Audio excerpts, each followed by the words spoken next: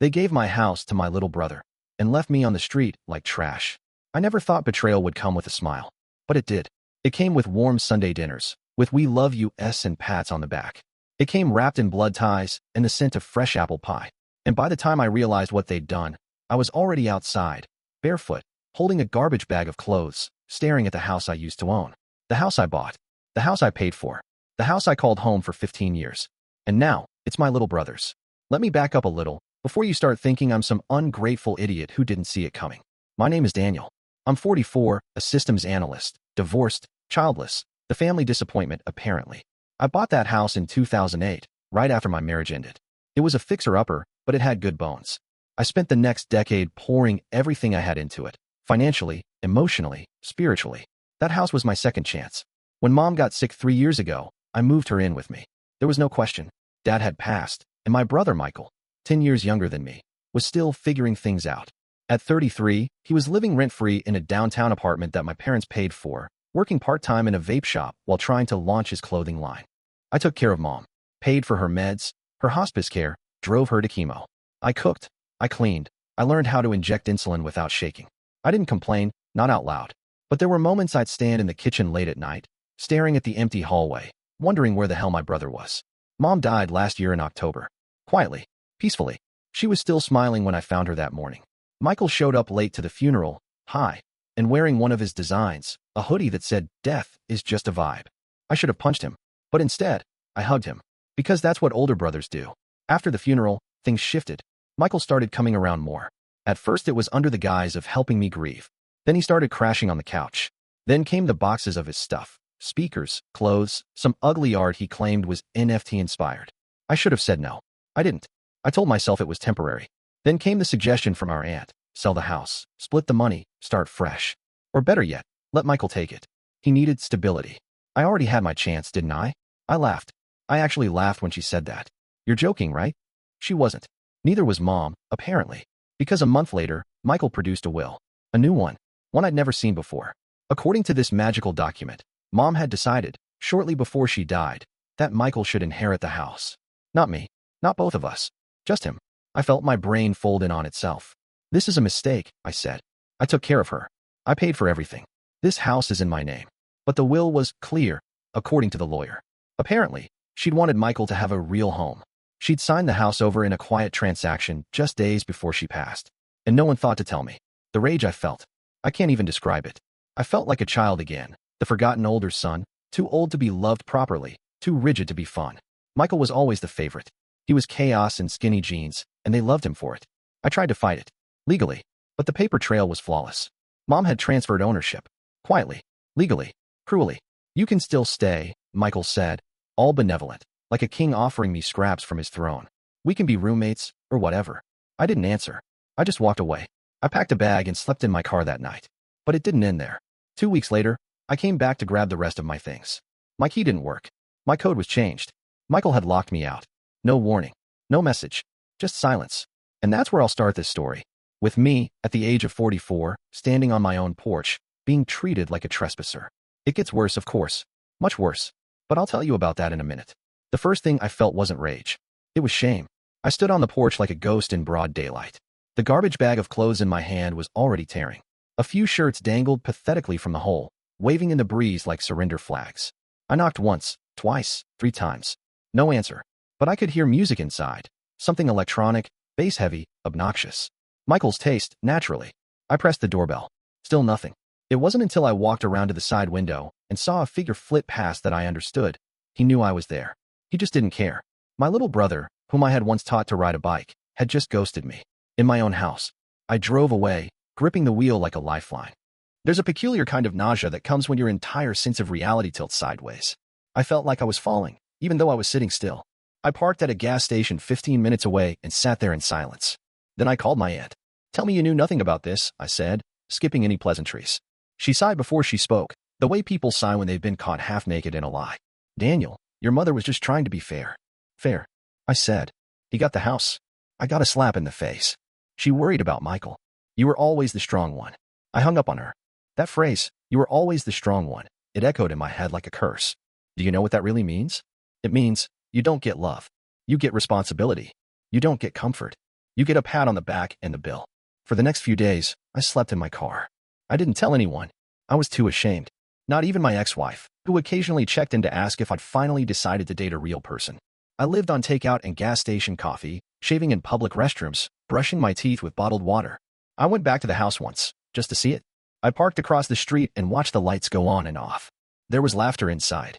Laughter. As if nothing had happened. As if I'd never existed. I sent Michael a text. Me, you changed the locks. Are you really doing this? He replied 2 hours later. Michael, you're making this weird. Mom wanted me to have the house. Just respect that. Me, she was dying. I was the one who took care of her. You weren't even around. Michael, she told me you'd understand. Understand. That word made my jaw clench. It was the same word Mom used when she told me she was transferring the deed temporarily, just for legal reasons, she'd said. You understand, right? I had nodded, because I was too tired to argue. God, I had signed that form. I had helped her do it, thinking it would help with medical costs or something, thinking we'd reverse it later. She said it was temporary. She said we were a team. I believed her. And now, I was a tenant of the sky. I started looking for a room to rent. Craigslist was a wasteland of basement dungeons and people who wanted to share spirituality and kombucha. I met a guy who said I could sleep on his floor if I didn't mind cats. He had 7. I left within 10 minutes. It was the 5th night of sleeping in my car when I broke. I pulled over in an abandoned lot, turned off the engine, and just screamed. Loud, ugly, chest-tearing howls. I screamed until my throat was raw. I screamed until I started laughing, that hollow, exhausted laugh that sounds like madness. And then I cried. Like a child. Not for the house. Not even for the betrayal. I cried because I had built a life based on the idea that if I did everything right, if I was kind, dependable, selfless, that life would return the favor. It didn't. And somewhere between sobs and shivers, I realized something. They had never loved me the way I loved them. Not Mom. Not Michael. Not even my extended family. I was convenient. I was useful. But I was never chosen. I was tolerated. And now I was disposable. I stopped crying around 3 a.m. That's when a stray kid jumped onto my hood, stared at me for a long moment, and then disappeared into the night. It felt symbolic. Of what? I wasn't sure. But it left me with an eerie sense of clarity. I had nothing left, and nothing left to lose. Which meant, for the first time in my life, I was free. But I wasn't ready to forgive. No, I was ready to fight. The next morning, I shaved, combed my hair, and dressed in the least wrinkled shirt I could find in my car's backseat. I looked like a man trying to pass for a person who hadn't just spent a week sleeping under a steering wheel. But there was something dangerous in my reflection. A calm, cold tension. I wasn't going to beg. Not anymore. I drove straight to the county records office. You see, I'd helped Mom file those deed transfer papers. I was there when she signed them. I watched her do it with a trembling hand, and I even walked them into the notary myself. It was meant to be temporary, or so I was told. But the more I thought about it, the more the timing didn't sit right. What if something else happened after that? What if Michael had done more than just receive a gift? A friendly clerk named Janet helped me access the digital records. She didn't ask questions, probably saw too many broken people in this office to care. As I skimmed the filings, my stomach knotted. There it was. A quitclaim deed, signed not by Mom, but by me. Transferring ownership of the house entirely to Michael. No mention of Mom. No mention of temporary anything. I froze. The signature was mine, but I had never signed that form. I would have remembered. I never would have signed away my home. Someone had doctored it. I thanked Janet, asked for a copy, and walked out into the parking lot like a man who'd just been slapped across the soul. My legs moved on autopilot as I called a lawyer friend, Anthony, who owed me a favor from a thing back in college involving tequila and a broken engagement. I need help, I said. You sound like a man who's either been sued or seduced. Worse, I said. I think my brother forged a deed to steal my house. There was a pause. Then, I'll see you at noon. That meeting was the first time I allowed myself to hope. Anthony was precise, ruthless, and had the kind of moral flexibility you want in a lawyer. He looked over the document and whistled. This signature, he said, tapping the page, looks traced. See the loop here? And here? It trembles in all the wrong places. You think we can prove it? If it's forged, we could challenge the transfer. But be warned, it'll get ugly. I didn't blink. I'm already sleeping in a Nissan, I said. How much uglier can it get? Anthony filed the challenge the next day. And that's when the calls started. First from Michael. Then from our aunt. Then from some random cousin who hadn't spoken to me in years but apparently wanted to lecture me on letting go of the past. You're tearing the family apart, Michael said in a voicemail that oozed with fake concern. This is what Mom didn't want. You're making her look bad. No, I thought. You did that all on your own. He tried to stall me with guilt. Then with money. I'll give you 10 grand, he texted. Just walk away. I didn't reply. Then it was 20. Then 30. He was scared. Which told me everything I needed to know.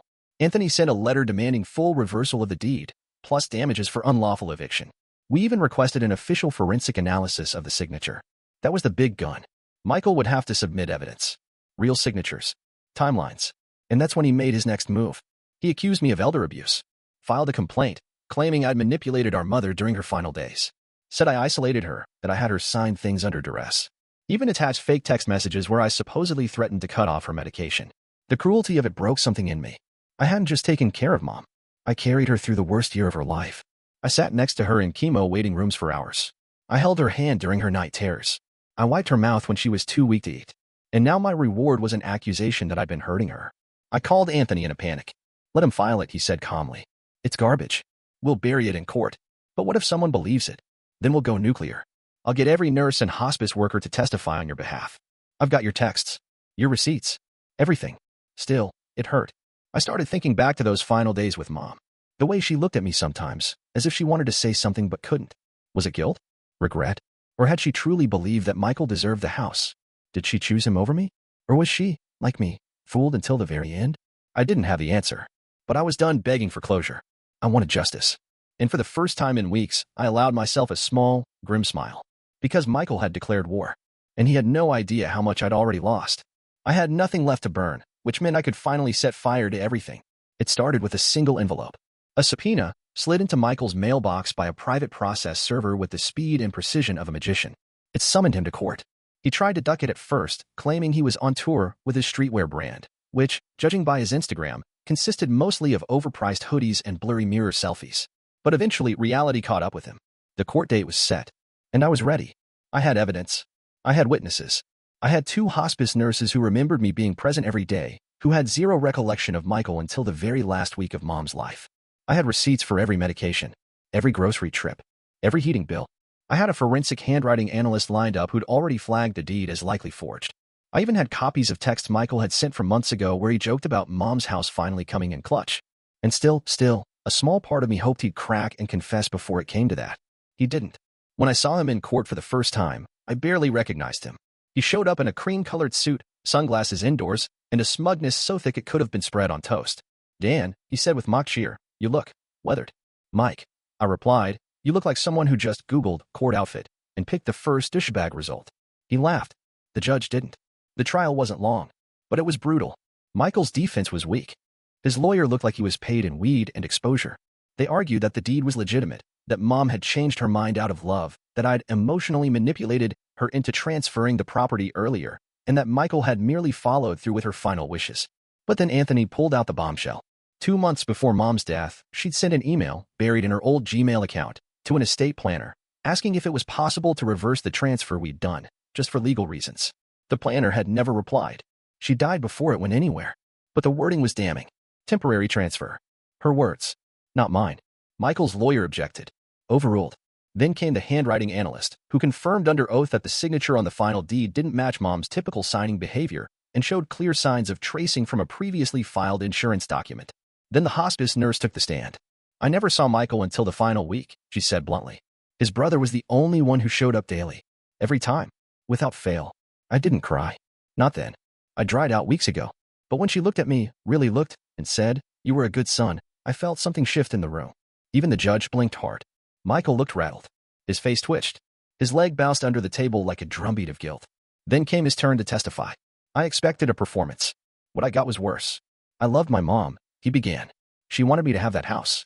She told me Dan didn't need it, that he was too rigid, controlling. He glanced at me with something like pity. She said he never forgave her for being closer to me. My jaw clenched. He kept going. She asked me to make sure she had a safe home. That's all I did. Did she also ask you to forge her signature? Anthony asked calmly. Michael hesitated. Just for a second. No. That signature's real. It was his death knell. When court adjourned, Anthony leaned over and whispered, we've got this. He screwed. But I didn't feel triumphant. I felt hollow. Like I just buried someone again. A week later, the ruling came down. The judge ruled in my favor. The deed was reversed. The court found that the property had been fraudulently transferred and returned full ownership to me. Damages were awarded. Not a lot, just enough to sting. Michael was ordered to vacate within 30 days. He didn't call. He didn't text. He just disappeared. When I showed up to the house with the court order, the place was empty. No note. No apology. Just trash bags full of dirty clothes, a broken TV, and a cracked mirror that still somehow made me look guilty. I walked from room to room, numb. Everything smelled like weed and cheap cologne. I found one of Mom's old scarves in the closet, still smelling faintly of her lavender perfume. I sat on the bed and clutched it like a relic. I didn't cry. I just stared at the wall and asked the question I'd been avoiding for months. Why? Why would she do it? Was it senility? Guilt? Or had she really believed he deserved the house more? I didn't have an answer. And maybe I never would. But I had my home back. Or what was left of it. And I'd survived. I should have felt victorious. But all I felt was tired. Tired of being the strong one. Tired of being the one who always played fair. Tired of being the backup plan. I stood up, walked to the kitchen, and opened the last drawer on the left. Inside was a photo of the three of us, me, Michael, and Mom, from some forgotten Thanksgiving. We were all smiling. I tore it in half. And then I went outside and changed the locks again. You'd think that once you get your house back, everything would click back into place, like someone hitting the reset button on your life. But it doesn't work that way. Some things, once broken, don't return to their original shape. The house felt empty, even when I filled it with sound. I repainted the walls, tore up the rugs, even replaced the couch, that couch where Michael used to sleep, eat cereal, scroll through his phone like a king awaiting worship. But no matter what I changed, the ghost of betrayal lingered in every corner. The worst part? No one in the family called to congratulate me. Not even a damn, well, at least it's over. They disappeared like cockroaches when the light came on. It wasn't just silence, it was erasure. I was officially the black sheep. The troublemaker who took his little brother to court over a house. The one who dared to question a grieving mother's final wishes. Never mind that the will was forged. Never mind that I was the one who had wiped her lips clean as she coughed blood onto my shirt. Facts don't matter in family politics. Narratives do. And Michael, golden, charming, effortlessly pitiful Michael, had always been better at telling stories than I was. I tried not to care. I told myself the people who vanished weren't worth grieving. But grief is funny like that. It shows up whether it's invited or not. It was about a month after the ruling when I heard from him. An email. Subject line, "Can we talk?" I hovered over it for a long time. My finger rested on the delete button, twitching, but I opened it. The message was short. Dan, I know I can't undo what I did. I messed up. Bad. I was scared. I panicked. I thought Mom was trying to fix things before she went, and I took it too far. You don't have to forgive me, but I hope one day you'll at least understand why I did it. I've always felt like I was drowning. You've always been the one who stayed afloat. Maybe I hated you for that. Maybe I hated myself more. I left something for you in the garage. If you want it. Michael. I stared at it for a long time. Then I went to the garage. There, behind a pile of old extension cords and a busted vacuum, was a small cardboard box. Inside were things I hadn't seen in years. A Polaroid of me and Mom at the beach. A Father's Day card I'd made her when I was 7, scribbled in crayon. A tiny velvet pouch with her engagement ring. And a letter. Her handwriting. My heart stopped. I sat down on the floor and read it slowly, like every word might explode. Danny, if you're reading this, it means something went wrong. I hope it didn't. I hope you and your brother figured it out, because the truth is I don't trust myself anymore to make the right choices. I've made mistakes. I've favored. I've lied. I've tried to protect both of you in ways that probably made things worse. I was scared for Michael. I didn't think he'd make it without something solid. I thought giving him the house might anchor him. But I didn't mean to take it away from you. I thought I was being clever, temporary, smart. You told me it was risky, and I smiled like I knew better. I didn't.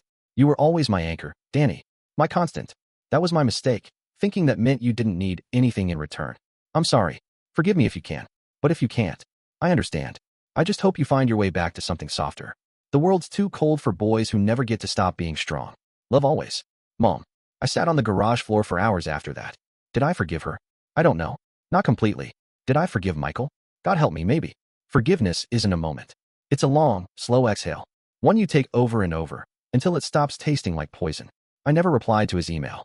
I don't think I will. But I kept the letter. I framed it, actually. Hung it by the front door. A reminder, not of love, not even of redemption, but of truth. Families aren't built on blood. They're built on choice. And the next time I build one, it won't be with people who see me as a safety net to be cut the second they think they can fly. The locks are changed. The deed is mine. And the door? Well, that stays closed. Unless I open it.